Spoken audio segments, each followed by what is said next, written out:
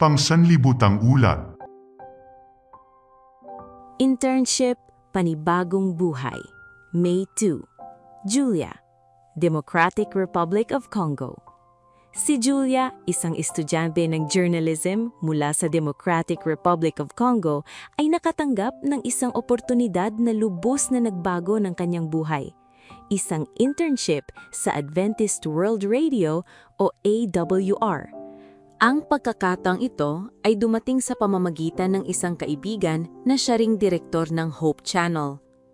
Dahil nasa huling taon na ng kanyang master's degree, agad siyang nag-apply at natanggap para sa siyam na buwang internship bilang bahagi ng technical team sa isang maliit na studio sa Kinshasa. Kasama sa kanyang gawain ang pagre-record ng mga programa at pagtulong sa pagpapatakbo ng istasyon ng radyo.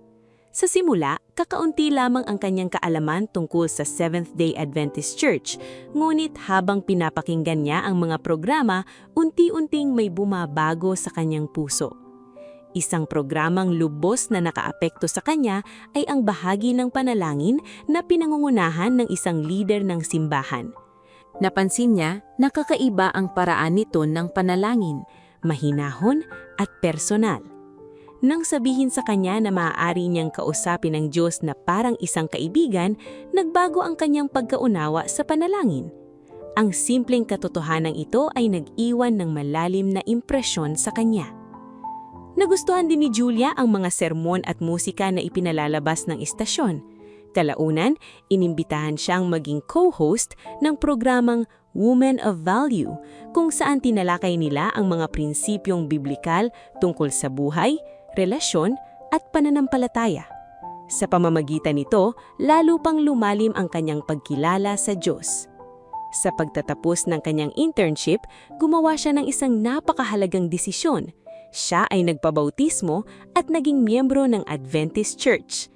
Ang nagsimula bilang oportunidad sa karera ay nauwi sa isang espiritual na pagbabago. Pagkatapos niyang makapagtapos ng kanyang master's degree, nakatanggap siya ng hindi inaasahang pagpapala. Inalok sa kanya na maging direktor ng istasyon ng radyo. Tinanggap niya ito ng may kagalakan at nanalangin sa patnubay ng Diyos upang magamit ang kanyang mga talento sa paggawa ng mga programang magdadala ng mga tao palapit sa kanya. Sa kasalukuyan, pinamumunuan ni Julia ang istasyon sa paggawa ng mga programang hindi lamang tungkol sa pananampalataya, kundi pati sa edukasyon, buhay pamilya at isyong pangkapaligiran.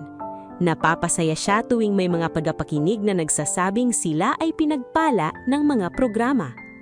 Sa hinaharap, nasasabik si Julia sa pagtatayo ng isang bagong media center sa Kinshasa na sinusuportahan ng 13th Sabbath Offering.